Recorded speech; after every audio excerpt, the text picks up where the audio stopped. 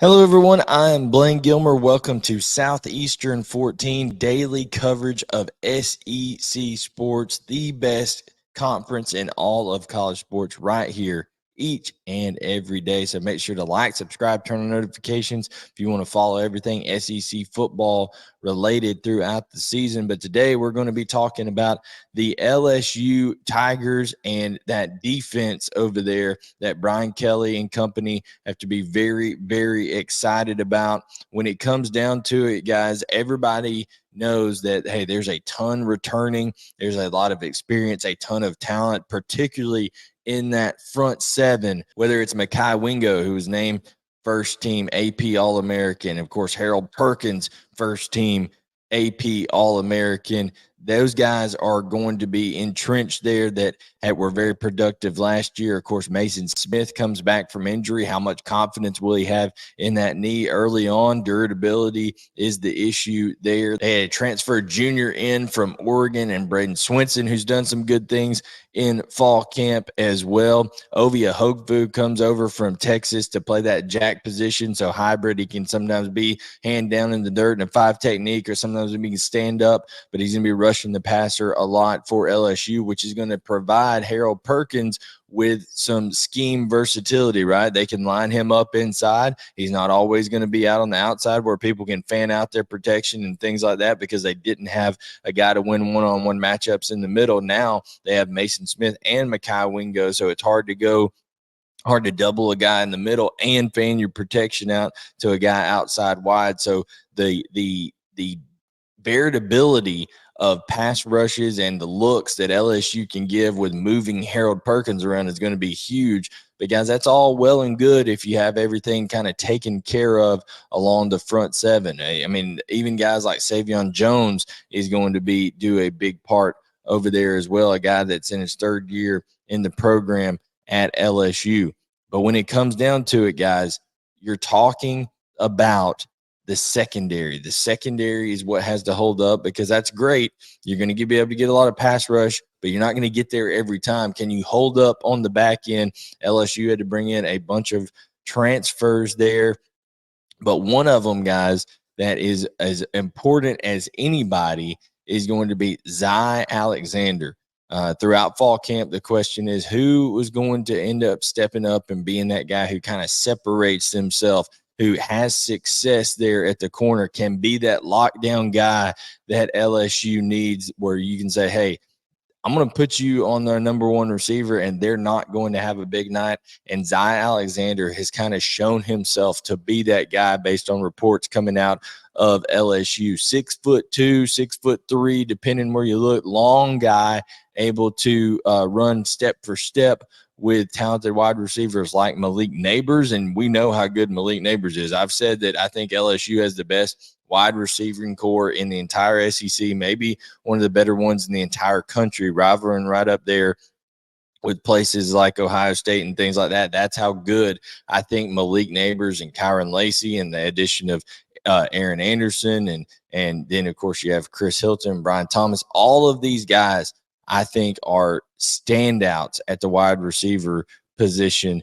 And you've got Zy Alexander, who's been able to just come in and compete and show his ability to go toe-to-toe with guys like that. He was a successful player at Southeastern Louisiana FCS school, where he had a couple pick sixes that he took back last year, another couple picks on top of that, some pass deflections, things like that. But he's played winning football. They went to back-to-back playoff appearances at the FCS level. He was first team All-South Lane Conference a year ago, second team FCS All-American the year before that. So he's a guy that, when it comes down to it, he has been in that state of Louisiana. He is from Louisiana, and he is going to now achieve an opportunity and a dream that all high school kids there that grow up playing football in the state of Louisiana, that's to play in Death Valley, to play there in Baton Rouge, and be able to put on for his state and absolutely come out and show out. And I think Zy Alexander is key for LSU going forward. We knew that guys like Duce Chestnut, who came in from Syracuse, experienced at the Power 5 level. He's going to come in, whether he's playing true corner or playing nickel, whatever he's playing. Denver Harris had all the fanfare and things like that coming in from Texas A&M, former 4-star, 5-star, wherever you looked at him, with all the talent that he's had, but he had a little bit of baggage. He's been away from the team for a while, and in his absence, Zy Alexander has stepped up, and that is huge. A talented freshman in Ashton Stamps, who is going to work his way into playing some this year for LSU.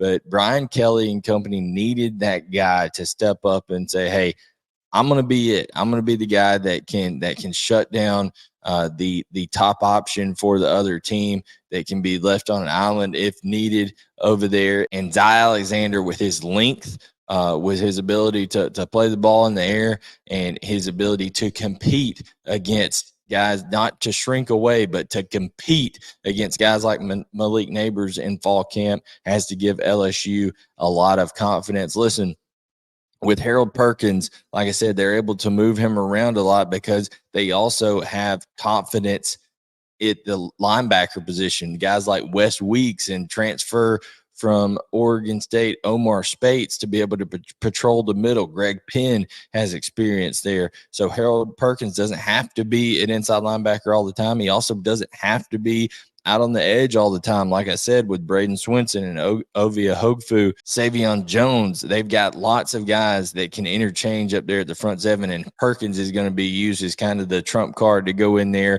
and they can match him up wherever they need be. Sometimes they'll drop him in coverage, use his athleticism that way. Sometimes they'll use him as the elite pass rusher he is.